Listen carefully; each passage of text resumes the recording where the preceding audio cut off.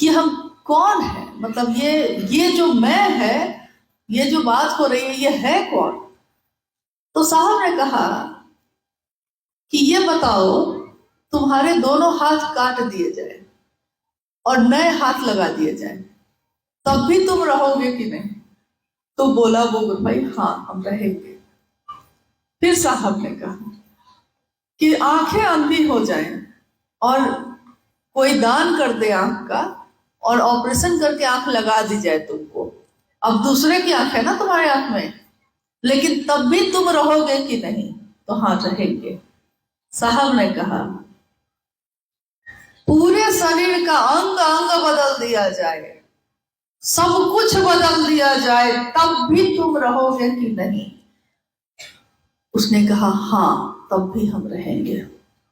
साहब ने कहा ये जो बोल रहा है कि मैं रहूंगा, ये कौन है। जो शरीर नहीं है लेकिन ये बोल रहा है अंदर से। 2 मिनट पहले नहीं पता है क्या बोलेंगे, ये जो अभी बोल रहा है ये कौन है, ये हम है। तो मेरा अपने से ये परिचय तो पहले था ही नहीं। आपका अपने से ये परिचय था। आप जब जाते हैं लोगों से बात करने, लोग तरह तरह की जिज्ञासा करते हैं और आपके मुंह से उत्तर निकलने लगता है। आपने कोई किताब नहीं पढ़ी, आपने कोई शास्त्र ग्रंथ नहीं पढ़ा है, आपको इसका उत्तर नहीं पता था, लेकिन उसने पूछा है तो आप उत्तर दे देते हैं और सामने वाला संतुष्ट हो जाता है और महादेव को गुरु मान लेता है। ये जो वो संतुष्ट हुआ और ये जो आपके मुंह से निकला, ये कौन बोल रहा है, ये आप है या आपका वो मन है जो शिव से अब जुड़ा हुआ है। अब ताकत आपकी हमारी काम नहीं कर रही है, अब ताकत किसकी काम कर रही है, जिससे आपने अपना, एक आम भाषा है, साहब हमेशा इसका प्रयोग किए, टेकुआ।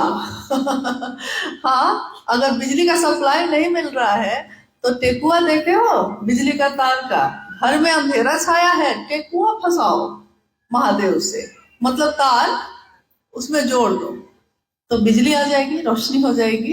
तो उन्होंने कहा कि अब आपकी ताकत नहीं काम कर रही है, अब उसकी कर रही है जिससे आपका मन जुड़ा है। आओ चले शिव की ओर एक पुस्तक है, आप में से जरूर बहुत लोगों ने पढ़ा होगा इसको या सुना होगा। आप में से कितने लोगों ने पढ़ा है इसको? अच्छा ठीक है, अब बताइए, मेरी जिज्ञासा है। एक पंक्ति है लिखी हुई साहब की, सारी पंक्तियां तो उन्हीं की लिखी हुई है, आओ चले शिव की ओर ही उन्हीं का लिखा हुआ है, लेकिन एक पंक्ति है जो उन्होंने लिखी है कि मनुष्य की शारीरिक शक्ति से बलशाली होती है उसकी मानसिक शक्ति, और मानसिक शक्ति से भी बलशाली होती है उसकी आध्यात्मिक शक्ति। ये पंक्ति किस आलेख में लिखा हुआ है? शुरू में ही है, ध्यान में है? ध्यान में किसी के है? नहीं। एक आलेख है उसमें शिव का गुरुपद, उसी में है, लेकिन इसकी व्याख्या उन्होंने जो की है वो भूलने वाली नहीं है। वो क्या है व्याख्या? मनुष्य की शारीरिक ताकत, यानी आपके जो शरीर की ताकत है, उससे आप क्या उठा सकते हैं ये बताइए। आप एक सोफा को अकेले उठा सकते हैं? कुर्सी उठा लीजिएगा, अगर उतनी भी ताकत हो तब। अभी हम लोग रांची में थे और चर्चा चल रही थी, सामने एक छोटा सा स्टूल रखा हुआ था, हम बैठे थे, मंडल सर बैठे थे, शिव चर्चा चल रही थी।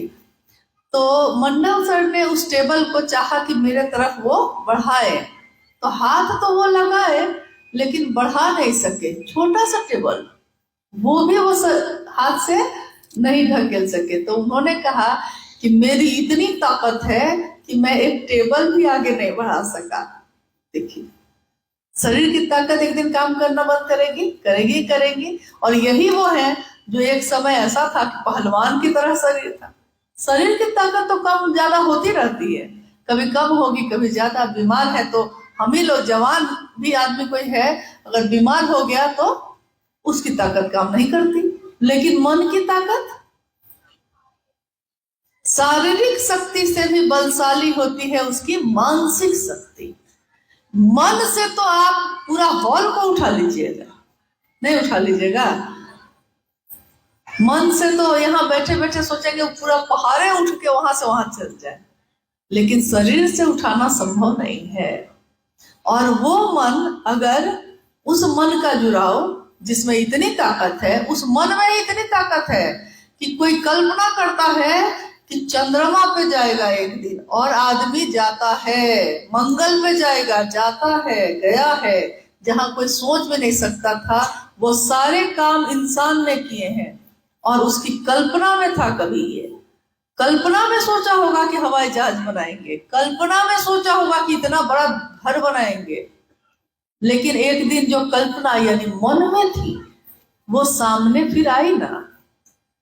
मन में ताकत तो है, बहुत ताकत है, लेकिन उस मन का जुड़ाव अगर शिव से हो जाए, आध्यात्म जिसपे हम लोग बात कर रहे हैं, आध्यात्मिक हो जाए, तो मन मानसिक शक्ति से भी बलशाली है आपकी आध्यात्मिक शक्ति। अब जो है, अब सोच लीजिए कि आपका मन जिससे जुड़ा है, अब आपके मन की ताकत उसके जैसी है। क्या हम लोग कभी सोचते हैं, साहब श्री हरिंद्रानंद जी एक शरीर में आए, दुबले पतले, सामान्य जीवन जीते हुए, लेकिन उनकी मानसिक शक्ति का अंदाजा लगा लीजिए, उनकी सोच में की ताकत का अंदाजा लगा लीजिए, उनकी सोच में क्या ताकत है, उनकी मानसिक ऊर्जा का क्या ताकत है। कल शाम में हम लोग कुछ गुरु भाई लोग थे जो बैठे थे, तो मेंटल फोर्स की बात हो रही थी, मानसिक ताकत की क्या बात हो रही थी। जिसकी मानसिक शक्ति एक दुबले पतले शरीर में रहते हुए इतनी है कि वो चाहे तो मौसम बदल देता है, वो चाहे तो आप क्या करेंगे अपने जगह पे, इसका नियंत्रण उनके पास है। ये अनुभूति है हम लोगों की। हम लोगों ने सोचा कुछ, उन्होंने करवाया कुछ। यानी मानसिक शक्ति इतनी बलशाली कैसे हुई? क्योंकि वो आध्यात्मिक शक्ति से जुड़ी हुई है, तो उसकी अपनी एक ताकत है।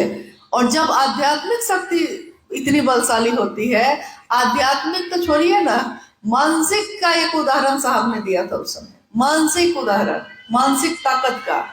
एक घर में एक व्यक्ति जो लकवा मार गया था उसको, और 4-5 साल पहले लकवा मारा था, अपने घर में खाट पे वो बेचारा पड़ा रहता था, क्योंकि उसका शरीर हिल भी नहीं सकता था।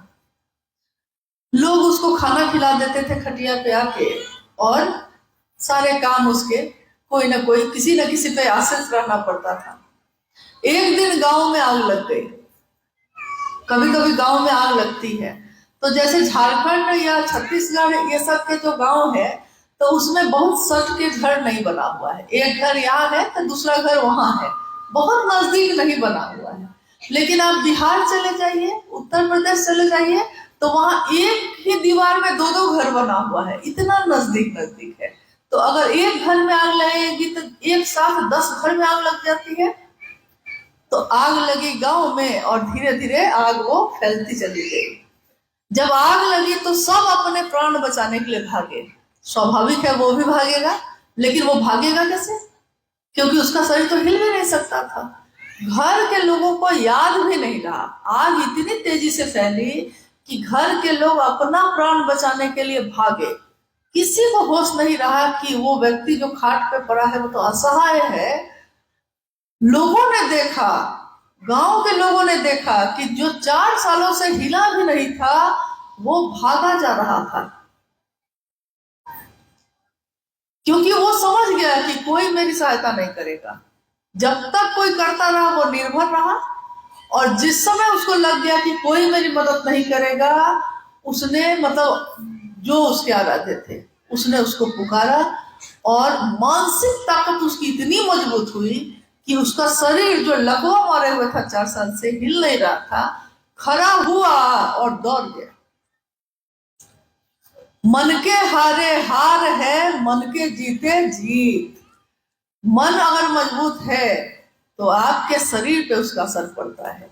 इसीलिए शिव की चर्चा में जाने पे हमारी बीमारियां ठीक हो जाती है।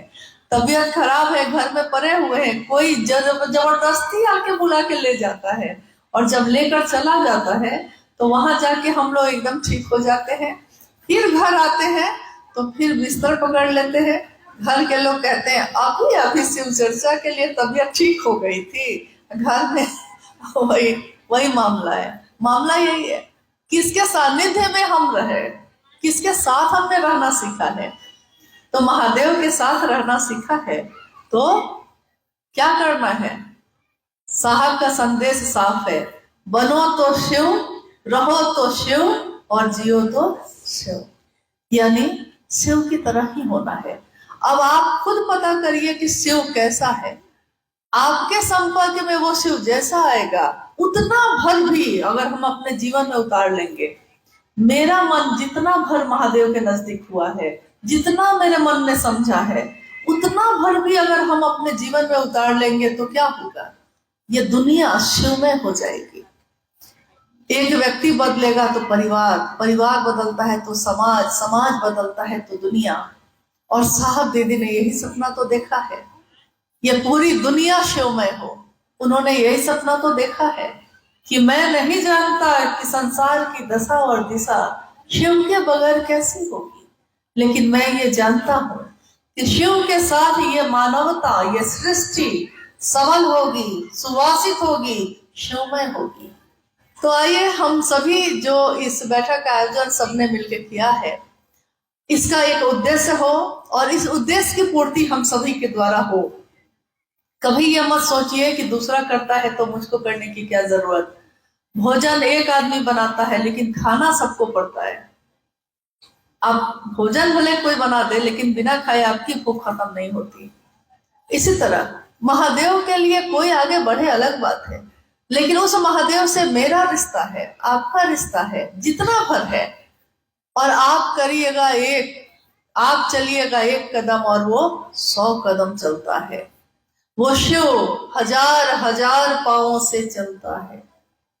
ये साहब की वाणी, उन्होंने ही कहा, वो शिव वो महादेव हजार हजार पांव से चलता है। ये किसके पांव हैं? ये आपके पांव हैं जो चल रहे हैं। वो शिव हजार कानों से सुनता है, वो शिव हजार आंखों से देखता है। ये किसकी आंखों से महादेव देखता है? वो उसी की आंखों से देखता है जिसको उसने बनाया है, जो उसके द्वारा बनी हुई रचना है। ये दुनिया, इस दुनिया में रहने वाले लोग, और ये दुनिया कौन है? ये महादेव की दुनिया है। इस दुनिया में हम और आप रहते हैं, लेकिन हमारी आपकी दुनिया में वो महादेव नहीं रहता। साहब की पीड़ा का यही एक कारण है। वो महादेव हमारी दुनिया में क्यों नहीं रहता? हम तो उसकी दुनिया में रहते हैं और उसने कोई शिकवा नहीं किया, कभी कुछ नहीं कहा। आइए हम सभी शिव के शिष्य अपने गुरु शिव की स्थापना, अपने गुरु शिव का झंडा बुलंद करने के लिए आगे बढ़े। अब इस बढ़ने में, शरीर में हम आए हैं तो हमारी मौत होगी, मेरी भी होगी, आपकी भी होगी, होनी ही है, तय है। जन्म लिया है तो जाएंगे ही जाएंगे। लेकिन आपने देखा है, अगर देश का झंडा बुलंद होता है, एक सिपाही अगर गिरने लगता है तो दूसरा सिपाही उस झंडे को थाम लेता है, गिरने नहीं देता। तो हम सब की भी मौत होती रहे, लेकिन मेरे महादेव का झंडा बुलंद रहे। हम अपनी पीढ़ी को ऐसा बनाए, हमारे बच्चे आगे बढ़े, हमारे बाद आने वाले गुरु भाई गुरुबान आगे बढ़े, ताकि वो महादेव का काम आगे बढ़ाए। इसके लिए दिल बड़ा करना होगा, दूसरों के लिए रास्ता देना होगा। दूसरों का रास्ता रोक कर हम खड़े हो जाएंगे तो वो नहीं चल सकेंगे। उनकी मदद करिए, उनको सहारा दीजिए, आगे बढ़ाइए। अब सभी से इसी उम्मीद के साथ कि अगली मुलाकात हम लोग की अगर इस जीवन में फिर से होती है, महादेव के लिए हो और बड़े जगह पे हो, नई जगह पे हो, ऐसी जगह पे जहां कोई नहीं गया और आपके द्वारा जाके महादेव का झंडा बुलंद हुआ, तो हम फिर मिलेंगे, लेकिन अब नई जगह पे। तब तक हम इधर कार्यक्रम करने नहीं आएंगे। आप लोग करिए नई जगह, हम लोग भी करेंगे नई जगह, और हम सब मिलेंगे वहां।